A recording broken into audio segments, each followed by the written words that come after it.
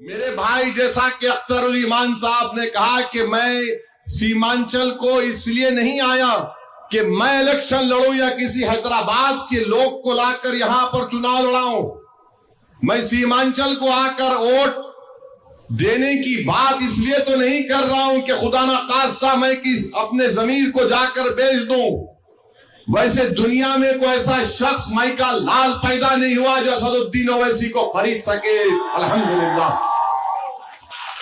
मेरी लड़ाई सीमांचल में एक यहां पर आपकी लीडरशिप बने। कब तक हम पटना में बैठने वाले इन राजाओं को वोट देंगे जो तुम्हारे गम को नहीं समझते।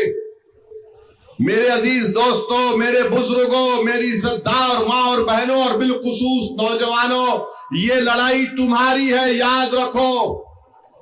आने वाला कल तुम्हारा होगा। नौजवानों, तुमको इसकी लड़ाई में आगे बढ़कर अपने आप को कामयाब करना है। बुजुर्गों, आप अपने आप को अगर नहीं देखना चाहते तो इन बच्चों की सूरत को देखकर मजलिस को दोबारा वोट आपको देना पड़ेगा। ये मुस्तकबिल इन बच्चों का है, ये मुस्तकबिल उन मासूम बच्चों का है जिनके पास स्कूल नहीं है। ये मुस्तकबिल और आपको वोट देना है इंसाफ के नाम पर। आप इंसाफ को कामयाब करेंगे, आप जालिम को कामयाब नहीं करेंगे। आप इंसाफ के नाम पे वोट देंगे ताकि मजलूम को इंसाफ मिले और जालिम को शिकस्त मिले। आप इंसाफ के नाम पर वोट देंगे ताकि इंसाफ कामयाब हो जाए और गद्दार हार जाए। आप इंसाफ के नाम पर वोट देंगे ताकि हमारे बच्चों का मुस्तकबिल अच्छा रह सके। इंसाफ को कामयाब करना है, नफरत को कामयाब होने नहीं देना है। इंसाफ को कामयाब करना है और मोदी, नीतीश और चिराग पासवान और कुशवाहा को हराना है। ये काम आपको करना है।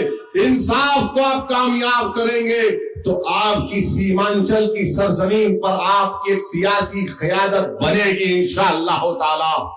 लीडर आप बनेंगे, नेता आप बनेंगे और हम किसी यादव पार्टी के नेता के लीडर के सामने झुककर सर झुकाकर बात नहीं करेंगे। सुन लो तेजस्वी यादव, सुन लो चिराग पासवान, सुन लो नीतीश कुमार। बात होगी अगर समाज की बात होती है, समुदायों की बात होती है। हर जात ने, हर बिरादरी ने, हर समुदाय ने अपना नेता बना लिया। अगर किसी ने अपना नेता नहीं बनाया तो वो बिहार के 19% मुसलमानों ने नहीं बनाया। ये बात सच है। आप खामोश बैठिए, मगर सच्चाई यही है कि आपका कोई नेता नहीं है। और अगर जब मजलिस ओवैसी कहता है कि बिहार के 19% मुसलमानों का एक नेता होना चाहिए तो सबके पेट में दर्द शुरू हो जाता है, सब नाराज हो जाते हैं। अरे ये कौन है जो हैदराबाद 1800 किलोमीटर से दूर आकर यहां पर बार बार कह रहा है कि मुसलमानों का नेता होना चाहिए। क्या भारत की पार्लियामेंट में मोदी ने अपने छाती को मारकर नहीं कहा था कि भारत का सबसे बड़ा पसमानदा नेता मैं हूं? नहीं कहा था मोदी ने। देखो आप, मैं क्या कह रहा हूं, मैं क्या हमारे हिंदू भाई के खिलाफ हूं? कभी नहीं रहूंगा। जो सच्चा मुसलमान है वो किसी हिंदू भाई या सिख भाई या ईसाई के खिलाफ नहीं हो सकता हूं। मेरा लड़ाई से बोल इतना ही है, मेरे भाई मेरे को हिस्सा मिलना चाहिए। मुझे बराबरी मिलनी चाहिए। मैं इंसाफ चाहता हूं, मैं भीख नहीं चाहता हूं। मैं तुम्हारे सामने भीख नहीं मांगूंगा, मैं अपना हक लूंगा लड़कर। और अगर तुम नहीं दोगे तो इंशाअल्लाह ताला सीमांचल का बच्चा बच्चा खड़े होकर इन पटना में बैठने वाले जालिमों के इनके सामने ठहर कर इनके हाथों से अपना हक छीन कर सीमांचल को लाएंगे इंशाअल्लाह ताला।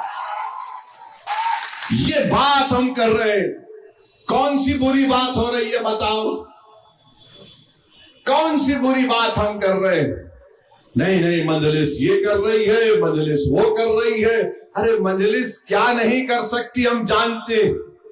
मजलिस सीमांचल को, बिहार को आई आपको नेता बनाने के लिए, और ये लड़ाई आपकी लड़ाई है।